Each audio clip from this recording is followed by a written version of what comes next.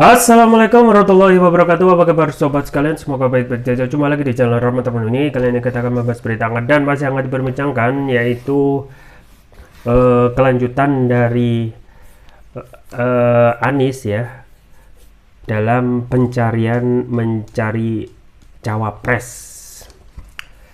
Dan memang sekarang setelah ditentukan Anies itu yang maju sebagai calon presiden dari Nasdem, langkah selanjutnya tentu saja memilih cawapres, dan ini cawapres ini juga sangat menentukan untuk perolehan suara ya. Nah, ini sesuai yang dilansir oleh detiknews.com. Jawaban Anies saat ditanya pilih AHY atau Aher. Jakarta, detiknews.com, jawaban Anies saat ditanya pilih AHY atau Aher masih panjang ya.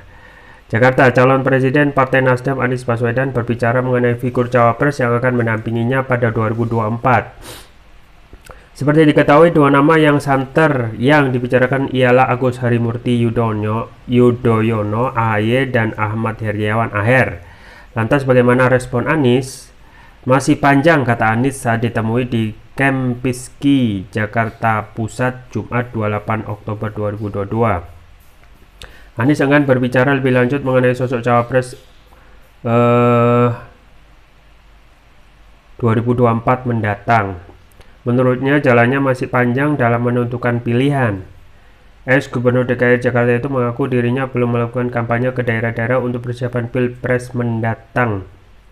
Menurutnya yang dilakukan saat ini hanyalah bertemu dengan sejumlah pihak, baru ketemu orang-orang saja, ujarnya. Anies juga menyebut bahwa deklarasi koalisi perubahan yang terdiri dari Nasdem, Demokrat, dan PKS segera diumumkan kalau sudah matang. Nanti diumumkan kalau sudah siap, jawabnya singkat. Ya sobat sekalian ya, jadi memang Anies dalam hal ini ya masih menjajaki, dan tentu saja ini tidak lepas ya dari persetujuan partai koalisi ya, karena kita ketahui ya partai koalisi itu juga mempunyai kepentingan, dan kepentingan itu ya selain untuk meraih suara sebanyak-banyaknya, tentu saja juga memenangkan pilpres ini gitu ya. Dan yang paling perlu kita waspadai tentu saja bagaimana bohir di balik koalisi ini yang harus diwaspadai, atau cukong lah. Nah, cukong ini kan atau oligarki ini yang harus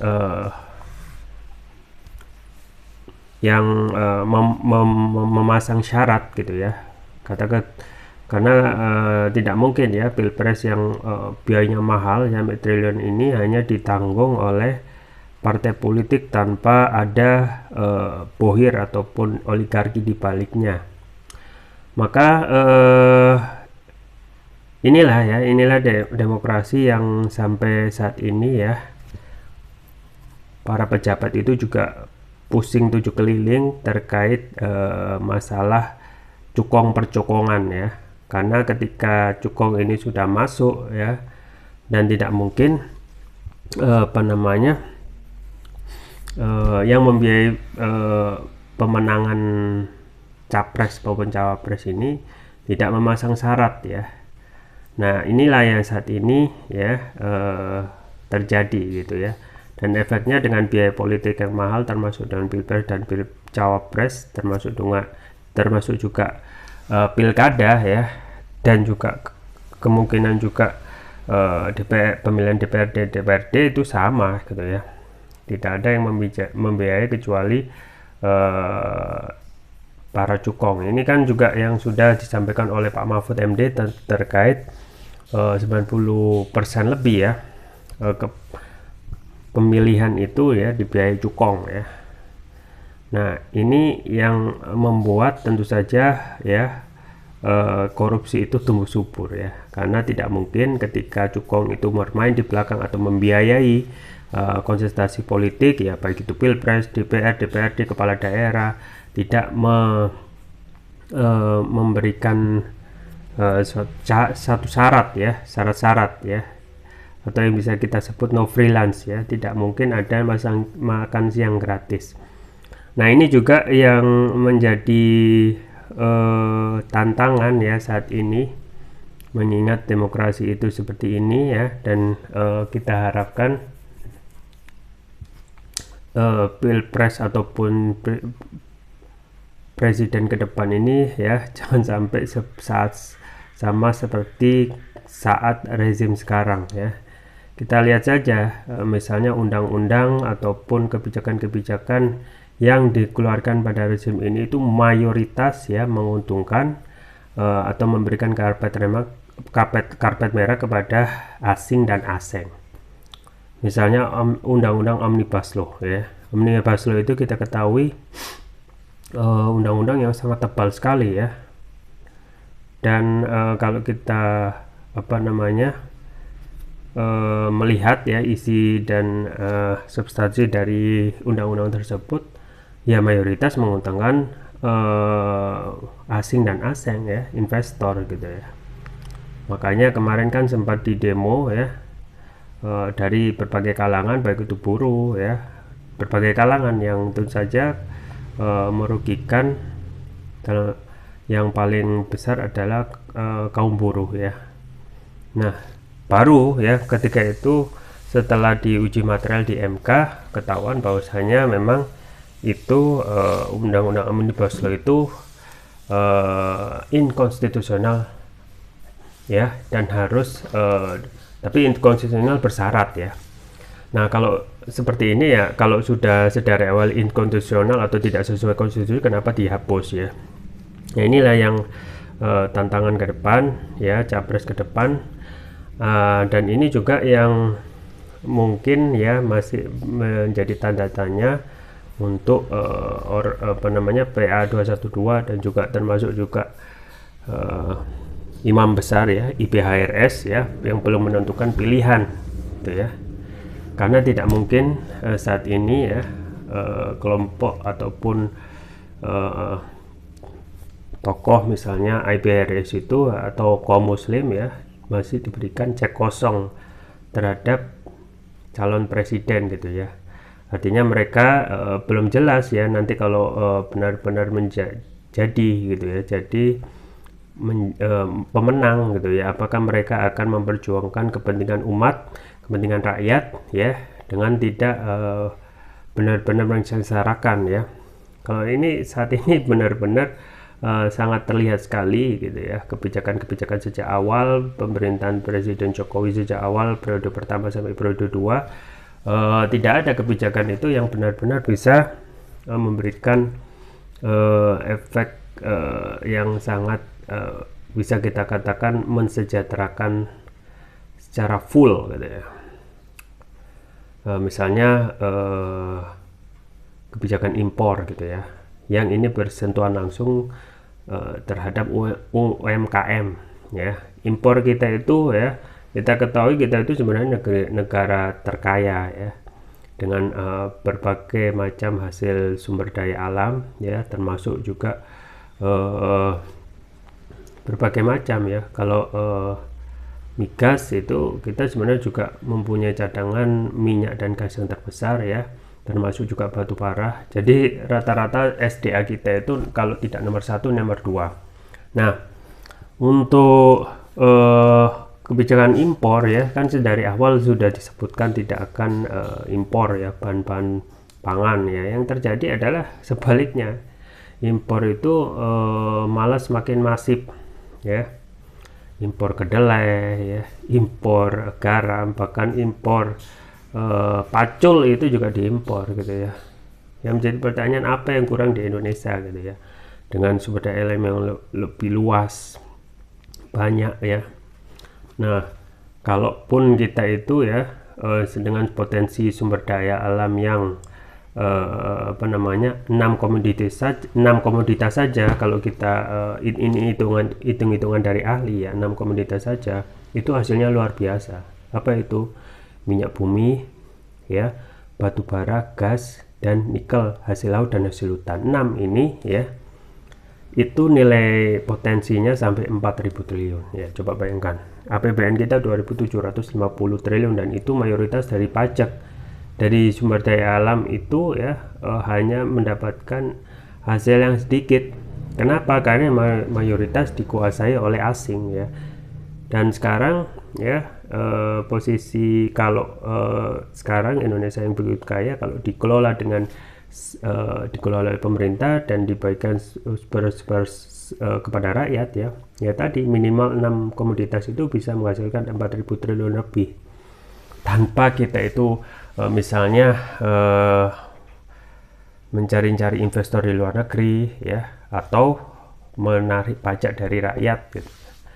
4.000 triliun sudah cukup untuk membiayai pendidikan ya gratis, kesehatan gratis, kemudian juga untuk bensin juga kalau bisa gratis, bisa dibayar pun itu dengan pembayarannya murah ya mungkin untuk distribusi saja. Nah ini ya tantangan buat Anies ke depan ya, saat ini dengan rezim sekarang yang begitu banyak pelanggarannya gitu ya. Kita ngomong gini bukan tanpa data, karena datanya sudah banyak. Misalnya kebebasan untuk berekspresi itu sudah dilarang, itu sangat dibatasi ya. Juga banyak penangkapan aktivis, misalnya saya nggak ada Nainggolan gitu ya, Anton Permana, Bang Edi Mulyadi gitu ya. Dan yang terakhir ya rakyat yang ingin ya melakukan gugatan presiden itu langsung ditangkap gitu ya, dengan dugaan penodaan agama, padahal melakukan mubahalah kan kita ketahui ada dalam syariat Islam.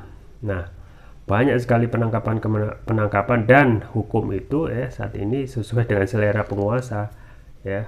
Kalau selera penguasanya tidak ada aturan, maka apakah bisa dilakukan? Bisa membuat aturan gitu ya untuk melegitimasi ya atau menuruti kepentingannya. Misalnya dengan pembubaran ormas itu nggak haruslah melalui pengadilan ya. Tetapi yang dilakukan ya, yang saat ini ormas yang dibubarkan FPI dan HTI misalnya, itu tanpa proses pengadilan ya. Pun juga sikap-sikap represif itu benar-benar sangat terjadi secara masif pada rezim ini ya. Belum lagi ya nyawa pada saat rezim ini begitu murah gitu ya. Nah ini untuk yang level nasional saja yang banyak ditayangkan ataupun banyak disorot oleh media, misalnya matinya misalnya 6 laskar FPI itu dianggap mudah gitu, murah gitu ya.